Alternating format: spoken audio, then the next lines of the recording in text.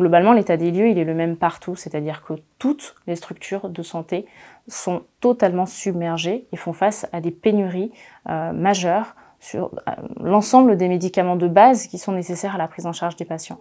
Il n'y a pas un hôpital à Gaza qui fonctionne normalement.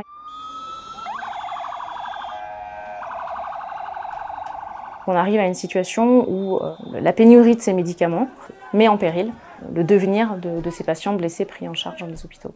50% de la population de Gaza a moins de 18 ans.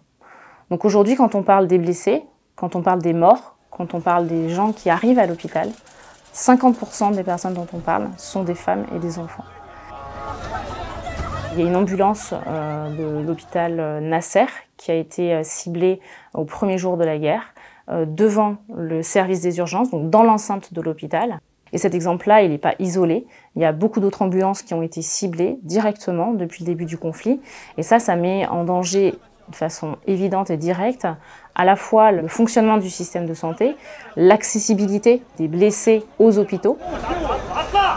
Les activités en tant que telles sont évidemment extrêmement difficiles à mener dans ce contexte-là, parce que quand on parle simplement de survivre, c'est compliqué de demander à nos équipes également de continuer à travailler. Il est extrêmement difficile et dangereux en fait de se déplacer à travers la bande de Gaza. Certains de nos équipes arrivent encore à travailler dans les hôpitaux de façon volontaire. Sur l'ensemble de notre personnel, on avait des équipes qui étaient dédiées plutôt sur les activités chirurgicales. La majorité d'entre eux arrivent encore à travailler dans les différentes structures de santé en fonction de où ils habitent actuellement, où ils ont été déplacés.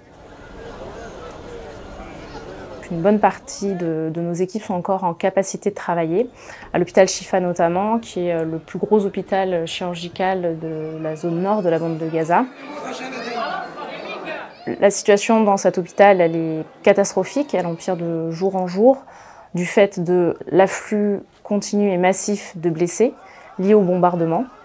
L'hôpital est aujourd'hui submergé par le nombre de patients. Aujourd'hui, MSF a donné la totalité de son stock au ministère de la Santé pour être capable de faire face au flux continuel de patients qui arrivent. Tout a été donné. Et les hôpitaux font encore face à des ruptures. Tout ce qui est médicaments, pansements, cathéters, etc. On ne peut pas opérer un patient sans médicaments qui permettent de l'endormir.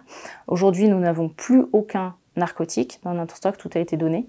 L'autre chose extrêmement difficile pour les hôpitaux aujourd'hui, c'est qu'ils font face à une pénurie de carburant qui permet de faire fonctionner les générateurs. Les générateurs, c'est ce qui permet d'avoir de l'électricité. Et aujourd'hui, un hôpital qui fonctionne sans électricité, c'est un hôpital qui ne fonctionne plus. Ça veut dire concrètement que les incubateurs de néonatologie vont arrêter de fonctionner, les respirateurs des services de réanimation vont s'arrêter, les blocs opératoires ne pourront plus fonctionner et tous ces patients-là vont décéder des suites de l'interruption de l'approvisionnement en électricité. De plus, les personnes les plus vulnérables, qui sont les personnes qui ont des maladies chroniques, les femmes enceintes, les patients qui ont des cancers, des diabètes, toutes ces pathologies-là qui sont d'une banalité les plus évidentes dans la plupart des contextes habituels, deviennent en fait des facteurs de risque très importants. L'état de santé de ces personnes-là va se dégrader très vite. C'est une certitude. On recense les blessés, on recense les décès. C'est finalement la face émergée de l'iceberg. Le risque, c'est qu'on soit face à un nombre de victimes beaucoup plus important du fait des conséquences indirectes du conflit. Déplacement de population, absence d'accès à l'eau, absence d'accès à l'électricité, absence d'accès à des abris, simplement à la nourriture. Les gens trouvent refuge dans des écoles, dans des hôpitaux. Et en fait, on se retrouve avec un nombre extrêmement important de personnes dans des endroits qui ne sont pas faits pour les accueillir. Il faut comprendre qu'aujourd'hui, les hôpitaux représentent pour la population gazaoui un des derniers refuges pour mettre à l'abri eux-mêmes et leurs familles. On se retrouve dans des situations où les hôpitaux déjà sont submergés de patients, mais aussi deviennent des vrais camps de réfugiés. La question de l'eau, ça a été depuis le début du conflit une source d'inquiétude majeure pour tout le monde. Aujourd'hui, la population boit de l'eau salée, c'est-à-dire que c'est de l'eau qui est impropre à la consommation. D'ici quelques jours, ça va avoir nécessairement une implication sur l'état de santé de ces personnes.